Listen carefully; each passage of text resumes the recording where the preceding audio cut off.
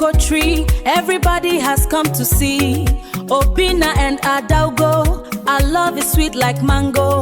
The whole village they rejoice, so listen to their happy voice. So we are dancing for my children. I want 9 grandsons. Chai, the day is finally here. No more sorrow, no more fear.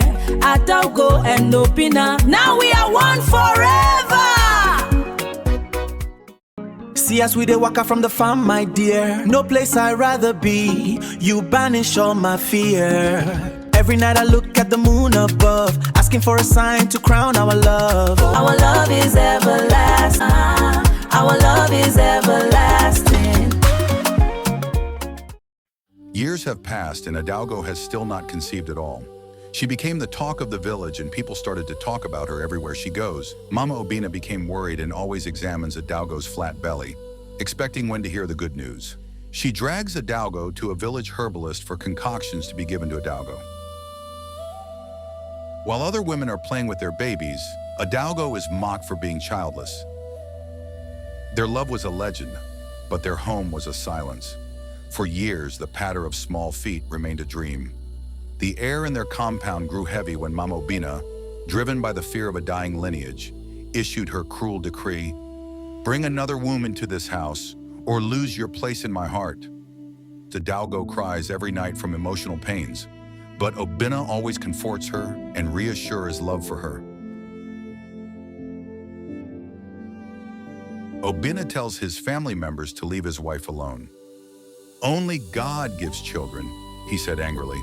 One day, Obina's mother destroyed Adaugo's cooking pot, and Adaugo became so furious about it, Obina and Adaugo in the farm together, from all the noise enjoying each other's company. But Obina's love was a fortress. Without a shout, he began to pack his bags, choosing the dusty road of exile over a life without Adaugo's honor. In her loneliness, Adaugo found an abandoned, shivering kitten and nurtured it back to life, her hands moving with a grace that whispered of the mother she was meant to be. On nights when the tropical rains drummed against their roof, she and Obina huddled by the fire, two souls who had discovered that even in a barren season, they were each other's harvest.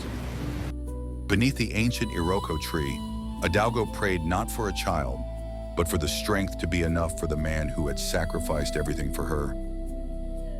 Then came a mundane afternoon that shifted the stars. As Adaugo prepared vegetables, a sudden primal craving for raw palm kernels, a fruit she had always detested, overcame her. It was followed by a wave of nausea so profound, it felt like a new world was turning within her. Iya, the village midwife, was summoned. With fingers that held the wisdom of generations, she traced the rhythm of Adaugo's pulse and smiled a secret smile. "The gods have been sleeping, my child," she whispered, "but now they are awake." When Obina heard the news, his palm wine gourd shattered on the ground, the white liquid soaking the earth as he spun his wife in a dance of weeping joy. The blessing was not a drop, it was a flood. As the months passed, Adaugo's belly expanded to an astonishing size. Unlike anything the elders had ever seen, she became a living monument of life, barely able to move. Every morning, Obina would gently carry her to the porch, kneeling to rub her swollen feet with shea butter. From afar, Mama Obina watched, her suspicion slowly melting into a dawning, terrifying hope. Under a luminous silver moon, the labor began. Adaugo's cries, sharp and primal, pierced the quiet village air. Outside, the wall of pride finally crumbled. Mama Obina, her immaternal heart finally overriding years of bitterness, rushed into the hut to clasp Adaugo's hand.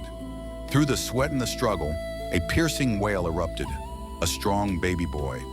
But as the joy began to rise, the midwife's voice cut through. "Wait, there is another." Moments later, a second son arrived, followed almost immediately by a tiny, radiant daughter.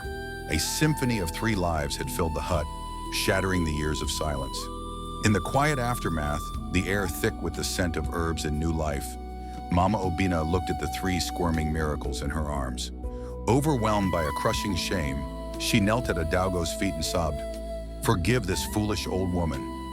Adaugo, weary but sitting tall with a heart finally at peace, reached out to the woman who was no longer her judge, but her mother. The story ends where it began, under the great Iroko tree. But the silence is gone.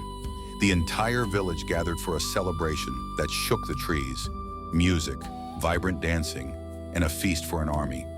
There sat Obina and Adalgo, radiant in the sun. On Obina's lap sat a son, on Adalgo's another, and in the arms of a transformed mama, Obina sat a daughter. The dry tree had not only blossomed, it had become the most fruitful in the land. Their love had not just survived the storm, it had brought the rain.